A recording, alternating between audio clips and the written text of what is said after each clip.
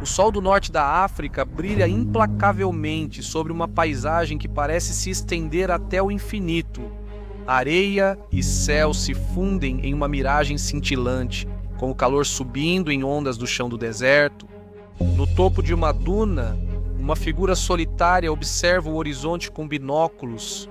Erwin Rommel, o homem que em breve seria chamado de Raposa do Deserto, observa suas forças avançarem com uma precisão quase cirúrgica. Tanques revolvem a areia do deserto, a infantaria avança em colunas e a artilharia bombardeia posições além do alcance da vista. Cada movimento é apenas uma peça de um plano maior que está se desenrolando. O deserto era tanto seu aliado quanto seu adversário, um terreno vasto e implacável que ampliava tanto o brilho quanto o erro. Os aliados sussurravam sobre um comandante que podia aparecer onde menos se esperava, atacar com velocidade relâmpago e depois desaparecer como um fantasma nas dunas.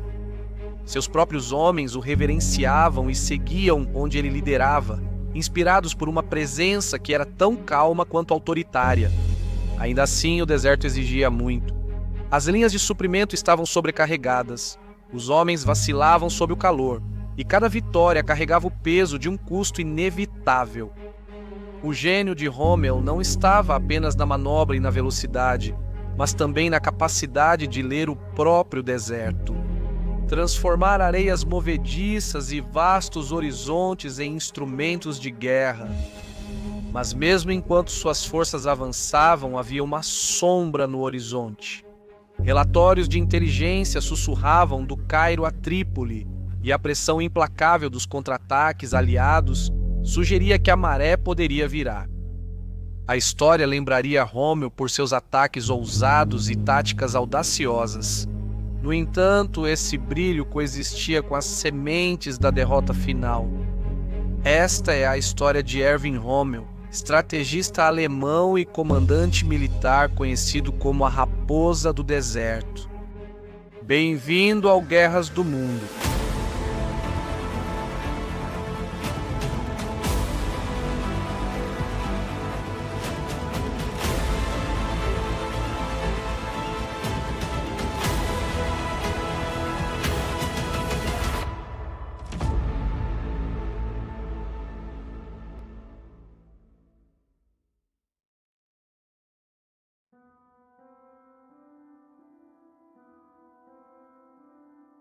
Nascido em 15 de novembro de 1891 na tranquila cidade de Heidenheim, no reino de Württemberg, Erwin Rommel não estava, à primeira vista, destinado à grandeza militar.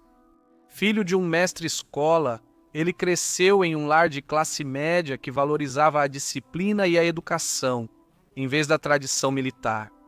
No entanto, desde jovem, Rommel demonstrava fascínio por engenharia, passando horas projetando modelos de aeronaves e construindo planadores. Essa paixão precoce moldaria não apenas seu caráter, mas também a forma analítica e quase mecânica com que ele encarava o da guerra. Em 1910, Rommel ingressou na Escola de Cadetes em Danzig, juntando-se ao 124º Regimento de Infantaria do Exército Imperial Alemão. Embora não fosse um soldado nato no estilo tradicional prussiano, ele se destacava pelo pensamento tático e pela resistência física. Seus instrutores rapidamente reconheceram o potencial. De acordo com o Marechal de Campo, A Vida e Morte de Erwin Rommel, escrito por Daniel Allen Butler em 2015, citação: Rommel não simplesmente seguia ordens, ele as dissecava, melhorava e depois as executava com precisão. Fim da citação.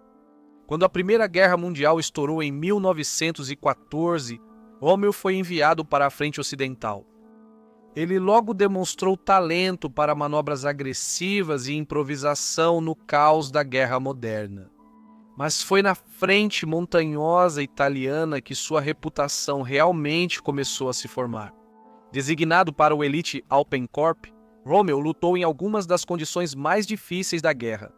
Durante os combates nos Alpes Julianos, ele liderou ataques de pequenas unidades por terrenos que muitos consideravam intransponíveis, favorecendo a surpresa e a velocidade em vez da força bruta.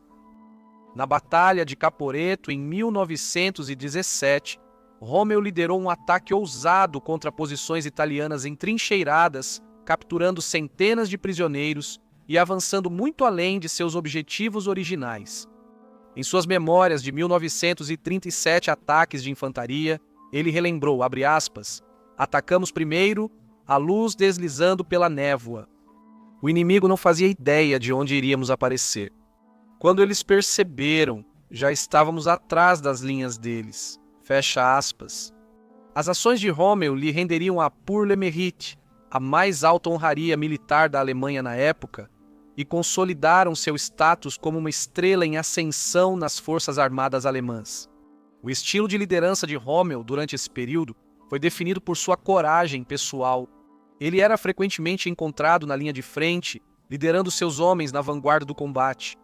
O historiador Daniel Alan Butler observou que, abre aspas, "a maior arma de Rômmel não era seu rifle ou metralhadora, mas sua capacidade de inspirar confiança pelo exemplo." Fecha aspas. Essa abordagem prática e direta marcou seu estilo de comando durante toda a carreira. Após o fim da guerra, Rômmel permaneceu na Reichswehr, o exército alemão drasticamente reduzido pelo Tratado de Versalhes. Enquanto muitos oficiais se ressentiam das restrições, Rômmel via isso como uma oportunidade para aprimorar seu pensamento tático. Ele serviu em funções de treinamento e instrução, desenvolvendo uma reputação como um planejador meticuloso e um instrutor talentoso. Foi durante esse período que ele começou a escrever Ataques de Infantaria, um estudo tático baseado em suas experiências na Primeira Guerra Mundial. O livro mais tarde se tornaria leitura obrigatória nas escolas de oficiais alemãs e, notavelmente, também foi estudado por comandantes aliados por suas percepções sobre a guerra móvel. Na década de 1930, Rômmel havia subido constantemente nas fileiras, embora permanecesse fora do núcleo dos oficiais aristocráticos prussianos que dominavam os escalões superiores do exército. Ele era, de muitas maneiras, um outsider pragmático, analítico e profundamente dedicado às suas tropas. Sua reputação como soldado de campo em vez de operador político o diferenciava e preparou o terreno para a lenda que cresceria nos desertos do norte da África.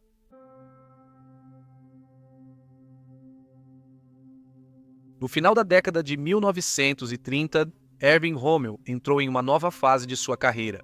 A Alemanha estava se rearmando em um ritmo notável, e a reputação de Erwin Rommel como um tático talentoso já havia chamado a atenção do regime.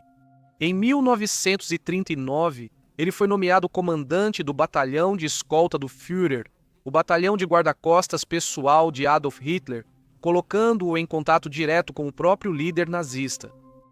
Esse cargo, raro para um soldado de frente como Rommel, o aproximou do centro político do Terceiro Reich e garantiu seu destaque quando novos comandos surgissem.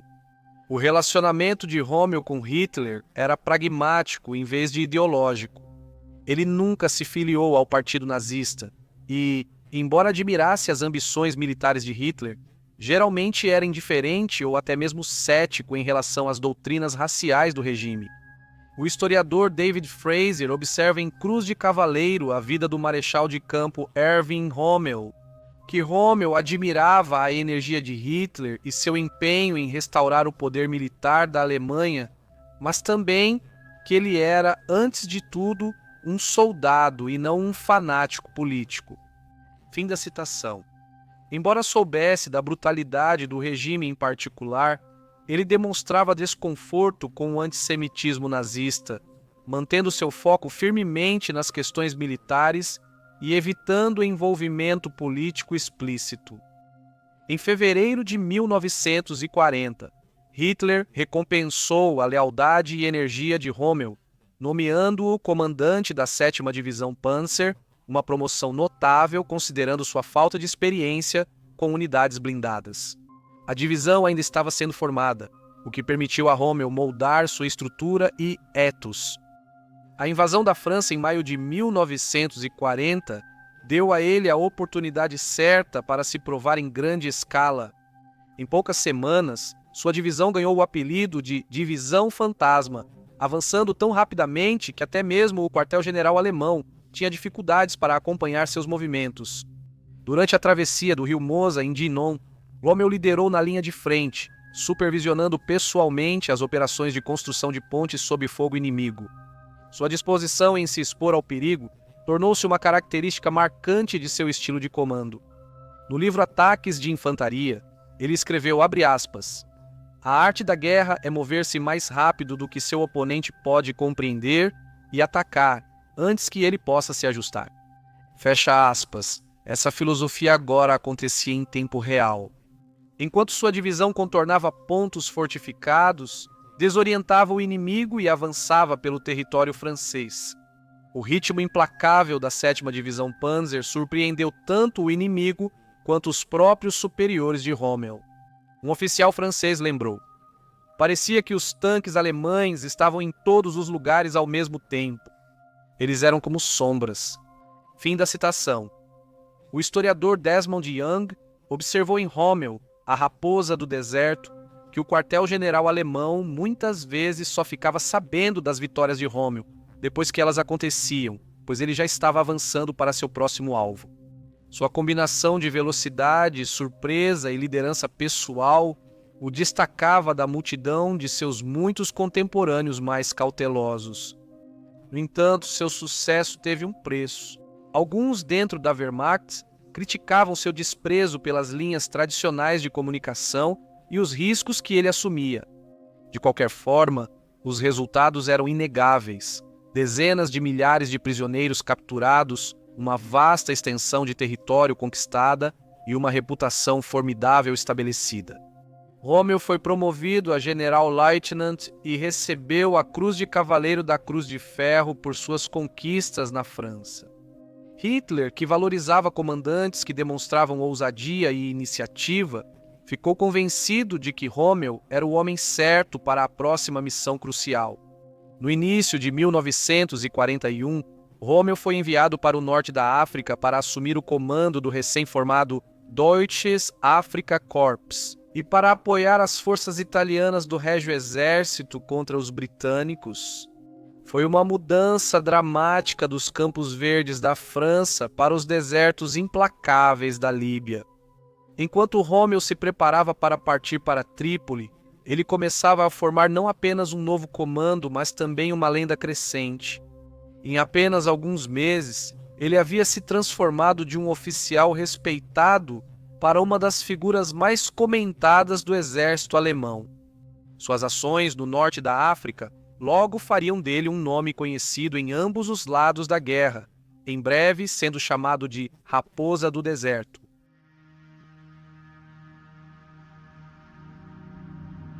Quando Erwin Rommel chegou a Trípoli em fevereiro de 1941, ele estava entrando em um novo tipo de campo de batalha. A vasta extensão do deserto do norte da África oferecia tanto oportunidades quanto perigos. Para Rommel, era o cenário perfeito para aplicar seu estilo de guerra ousado e de movimentos rápidos. Para seus inimigos, logo se tornaria sinônimo de um adversário implacável, um comandante que parecia surgir do nada, atacar com força e desaparecer tão rapidamente quanto havia aparecido. Rommel foi enviado à Líbia para estabilizar as posições do eixo depois que as forças italianas foram repelidas pelos britânicos. Oficialmente, o Deutsches Afrika Korps deveria adotar uma postura defensiva, mas poucas semanas após sua chegada, Rommel desobedeceu essas ordens. Percebendo os britânicos sobrecarregados, ele lançou uma contraofensiva surpresa em março de 1941. Suas forças avançaram rapidamente pela Cirenaica, flanqueando unidades britânicas e tomando cidades que haviam sido perdidas meses antes.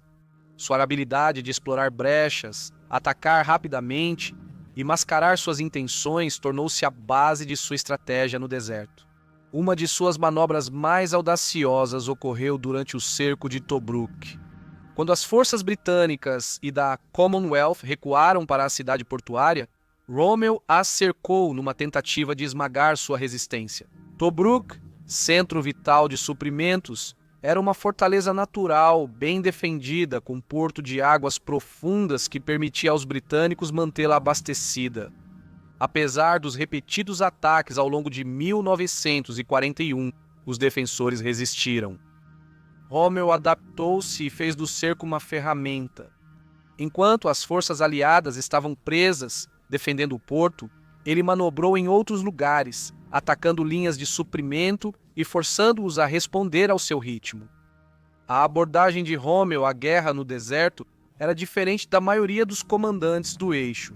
O historiador Ronald Lewin, em Rommel como comandante militar, observou que Rommel, abre aspas, lutava com um senso quase mecânico de movimento, sempre pensando um passo à frente, transformando os vastos espaços abertos do deserto em um aliado. Fecha aspas. Ele confiava muito na velocidade e no engano, usando fintas para confundir as forças aliadas. Os tanques alemães atacavam em direções inesperadas, apoiados por artilharia móvel e infantaria. O uso de reconhecimento por parte dele permitia explorar até mesmo pequenas fraquezas nas posições aliadas. Enquanto isso, a logística no norte da África era extremamente complexa, quase um pesadelo. Os suprimentos para as forças de Rommel tinham que cruzar o Mediterrâneo, ficando vulneráveis a ataques navais e aéreos britânicos, e depois atravessar centenas de quilômetros de terreno hostil. A falta de combustível era constante, mas Rommel aprendeu a operar com recursos mínimos, levando suas unidades além do que muitos achavam possível. Ele era frequentemente acusado pelos oficiais superiores alemães de ser imprudente com os suprimentos, mas sua audácia compensou, pelo menos nos estágios iniciais. Mais desgastante do que os recursos era o relacionamento de Rommel com seus aliados do eixo. Ele tinha pouca paciência com a abordagem cautelosa das forças italianas e frequentemente ignorava completamente a estrutura de comando italiana, dando ordens diretamente às suas tropas. Ainda assim, ele conquistava o respeito genuíno de muitos soldados italianos, que o viam como um líder disposto a compartilhar as dificuldades da linha de frente. Entre seus próprios homens, Rommel era adorado. Ele era famoso por visitar posições avançadas sob fogo inimigo, sendo visto como comandante que liderava na linha de frente. Um veterano alemão mais tarde lembrou, abre aspas, ele estava sempre lá, empoeirado, calmo e totalmente confiante. Você o seguia porque ele fazia você acreditar que podíamos fazer qualquer coisa, fecha aspas. Não foi apenas o eixo que moldou a reputação de Rommel. A mídia aliada teve um papel inesperadamente grande na criação da lenda da Raposa do Deserto. Correspondentes de guerra britânicos começaram a se referir a ele por esse nome, após uma série de reveses táticos em 1941 e 42, as investidas ousadas e os movimentos imprevisíveis de Rommel capturaram a imaginação do público. Ele foi retratado em jornais e transmissões de rádio como um oponente brilhante, quase cavalheiresco, um homem que lutava com afinco, mas com honra. Isso serviu a um duplo propósito. Isso explicava os reveses dos aliados, ao mesmo tempo em que elevava a vitória final sobre ele como um grande triunfo. Enquanto isso, a propaganda nazista também abraçou o mito, retratando Rommel como a personificação do gênio militar alemão. Sua imagem era cuidadosamente gerenciada e amplamente divulgada, tornando-o um dos comandantes mais reconhecidos da guerra. No entanto, a sequência de sucessos de Rommel não estava destinada a durar. A situação estratégica começou a se voltar contra ele no final de 1942. A chegada de novas forças aliadas melhorou a logística e a superioridade aérea, lentamente corroendo sua capacidade de ditar o ritmo no deserto. O ponto de virada veio na segunda batalha de El Alamein, enfrentando o general Bernardo Montgomery e uma força aliada muito superior. Rommel foi forçado a adotar uma postura defensiva. Apesar de sua habilidade em ações de retardamento, o corpo africano estava em desvantagem tanto em homens quanto em material bélico. O avanço metódico de Montgomery neutralizou as manobras características de Rommel, deixando pouco espaço para sua improvisação habitual. O historiador Neil Barr em Pêndulo da Guerra, as 3 batalhas de El Alamein de 2005, observou: o brilhantismo de Rommel não pôde compensar o peso esmagador dos recursos aliados. Ele era um mestre tático, mas El Alamein foi uma guerra de estrategistas e ele não tinha os meios para vencê-la. Fim da citação. Em novembro de 1942, Rommel iniciou uma retirada combativa para o oeste, marcando o começo do fim das ambições do eixo no norte da África. O ímpeto que antes havia levado o Deutsches Afrika Korps pelo deserto agora se inverteu, enquanto as forças britânicas, sob o comando de Bernard Montgomery, avançavam, com superioridade numérica, cobertura aérea e força logística. No final de 1942, Rommel se viu forçado a uma retirada combativa rumo ao oeste através da Líbia.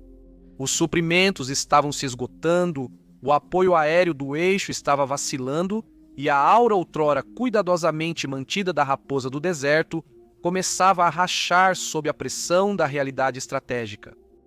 Rommel sempre se destacou na guerra de manobra, usando velocidade e engano para desequilibrar seus oponentes.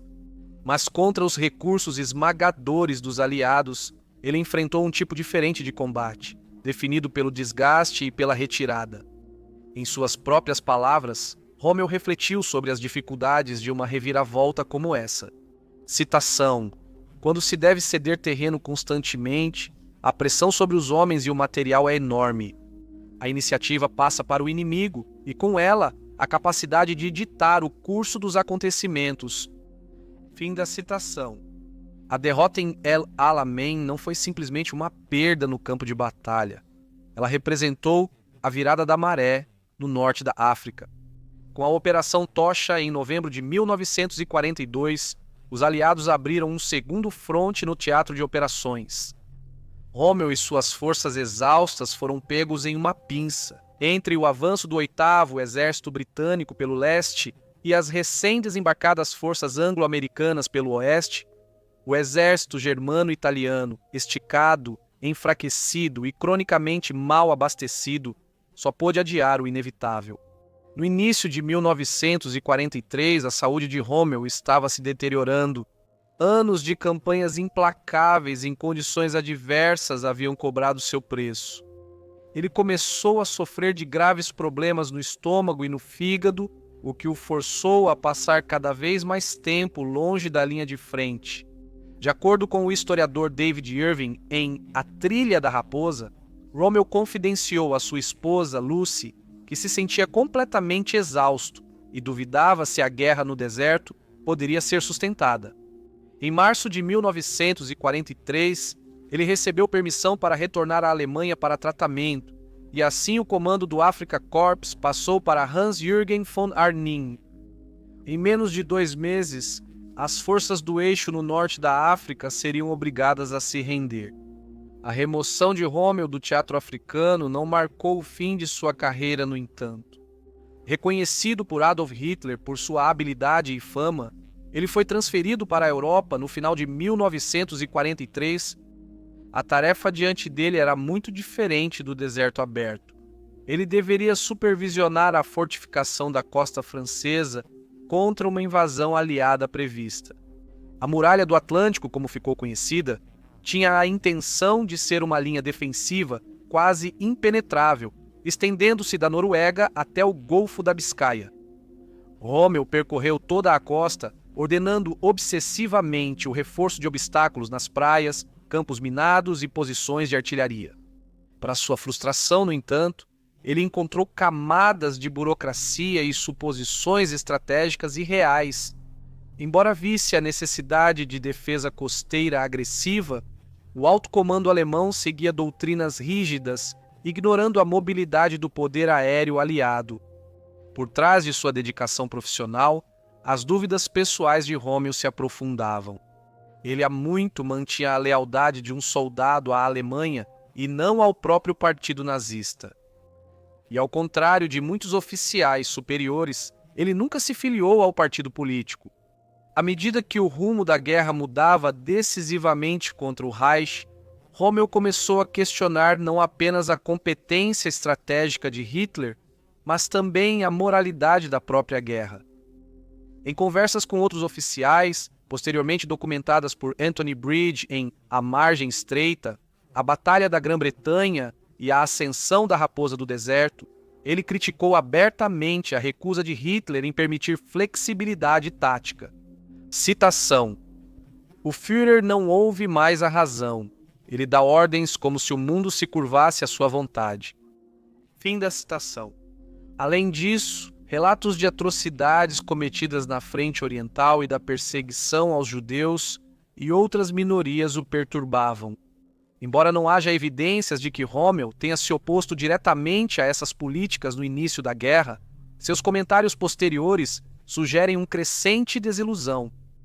No testemunho pós-guerra de vários oficiais próximos a ele, Rommel foi descrito como cada vez mais desconfortável com o fanatismo e a brutalidade do regime.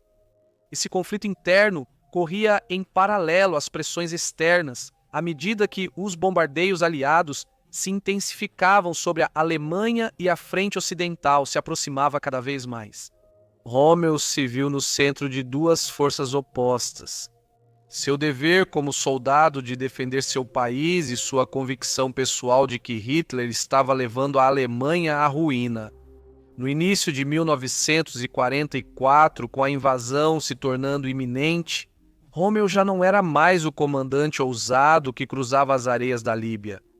Agora ele era um marechal de campo exausto, enfrentando não apenas a realidade militar de uma derrota iminente, mas também o peso moral de servir a um regime que ele já não podia apoiar plenamente.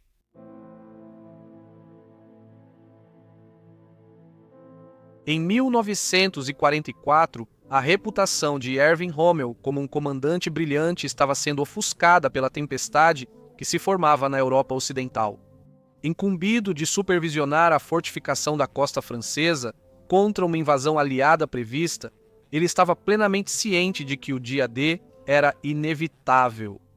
A chamada Muralha do Atlântico, que ele ajudou a construir, estava incompleta e mal abastecida, e ele frequentemente entrava em conflito com Hitler. Sobre a estratégia defensiva, Rommel defendia reservas móveis e respostas flexíveis aos desembarques, alertando que defesas rígidas e estáticas seriam facilmente superadas.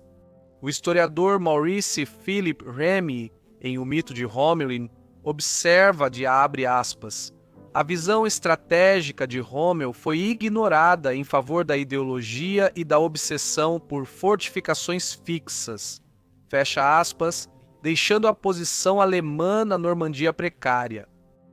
A invasão do dia D, em 6 de junho de 1944, provou a precisão de suas preocupações. As unidades de Rommel tentaram repelir os aliados com todos os recursos disponíveis, mas os atrasos nos reforços e as restrições impostas por Hitler prejudicaram sua eficácia. Ele inspecionou pessoalmente as posições da linha de frente e incentivou seus homens. No entanto, a esmagadora superioridade aérea e a capacidade logística dos aliados tornaram os contra-ataques alemães amplamente ineficazes. Relatos em primeira mão de soldados sob seu comando destacam repetidamente sua presença na linha de frente, mantendo-se calmo e resoluto em meio ao caos, oferecendo encorajamento. Mesmo quando a derrota se tornava cada vez mais provável, as experiências de Rommel durante esse período aprofundaram sua desilusão com a liderança de Hitler. Ele há muito mantinha lealdade à Alemanha e não ao partido nazista. Mas, ao testemunhar o desprezo por conselhos militares sensatos, a interferência de oficiais do partido e a rigidez ideológica do alto comando, seu ceticismo se intensificou. Liddell Hart, em Os Documentos de Rommel, 1953. Nota que Rommel estava, abre aspas, cada vez mais dividido entre o dever com seus homens e a obediência a um líder cujas decisões não seguiam mais a lógica militar. Fecha aspas. Essa tensão o levaria direta ou indiretamente para a órbita dos conspiradores que buscavam remover Hitler do poder. Em 20 de julho de 1944, uma tentativa de assassinato conhecida como Operação Valkyria foi realizada. Um grupo de oficiais alemães, liderados pelo coronel Klaus von Stauffenberg, tentou matar Hitler usando uma bomba plantada em seu quartel-general na frente oriental, na Toca do Lobo. O plano tinha como objetivo derrubar o regime nazista e negociar uma rendição com os aliados, mas fracassou quando Hitler sobreviveu com ferimentos relativamente leves. Logo após o atentado, a Gestapo conduziu uma investigação implacável, prendendo e executando dezenas de conspiradores. O nome de Rommel apareceu em alguns relatórios como um possível simpatizante, ou pelo menos um apoiador tácito dos conspiradores, embora alguns historiadores continuem debatendo se ele realmente participou ativamente do plano.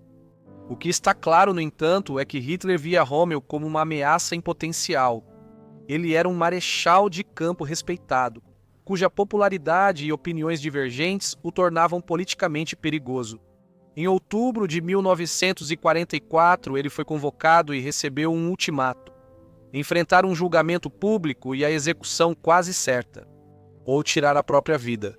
Em troca de um funeral de Estado e proteção para sua família, Rommel escolheu preservar sua honra e proteger seus entes queridos.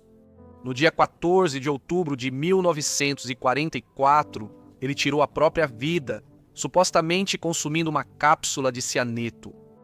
O anúncio oficial apresentou sua morte como resultado de ferimentos sofridos em um ataque aéreo anterior, permitindo que o regime explorasse sua imagem como um soldado leal.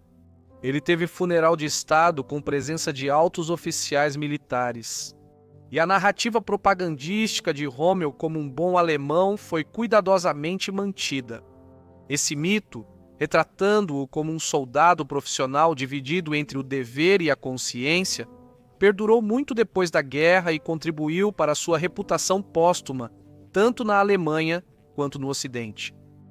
A morte de Rommel marcou o fim de uma carreira definida pelo brilhantismo tático e audácia, mas também pelos dilemas morais e estratégicos enfrentados pelos oficiais alemães sob o Terceiro Reich.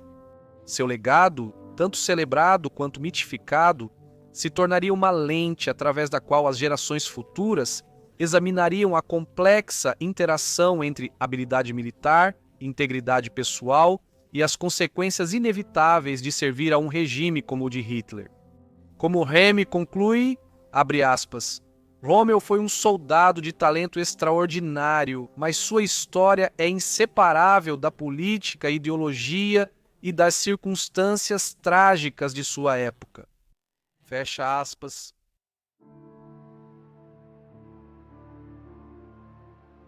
A morte de Rommel em 1944 marcou o fim de uma carreira militar notável, mas foi apenas o começo da lenda que perduraria muito depois da Segunda Guerra Mundial. Tanto na Alemanha quanto no Ocidente, Rommel foi lembrado como a raposa do deserto, um comandante de táticas audaciosas e coragem pessoal, cujas façanhas no norte da África haviam capturado a imaginação tanto de soldados quanto de civis. Durante os anos imediatamente após a guerra, relatos dos aliados enfatizavam sua habilidade profissional e, principalmente, seu suposto distanciamento da ideologia nazista, retratando-o como um soldado honrado, pego na engrenagem de um regime brutal. O historiador Charles Messenger observa que, segundo ele, a reputação de Rommel foi cuidadosamente construída tanto por narrativas aliadas quanto alemãs, criando uma figura que incorporava cavalheirismo, competência e brilhantismo tático. Fim da citação. Durante a Guerra Fria, a imagem de Rommel serviu a propósitos ideológicos mais amplos. Na Alemanha Ocidental, ele se tornou um símbolo do bom alemão, alguém cuja lealdade estava voltada para a nação e não para o partido, ajudando a reabilitar a imagem do corpo de oficiais alemão. Nos países aliados, ele foi usado como um estudo de caso de gênio militar, frequentemente citado em academias militares por suas manobras, táticas de guerra e liderança sob pressão. No entanto, essa veneração não estava isenta de controvérsias. Historiadores e estudiosos debatem se Rommel era genuinamente apolítico, silenciosamente contrário a Hitler ou simplesmente um soldado pragmático cujos dilemas morais eram secundários ao dever.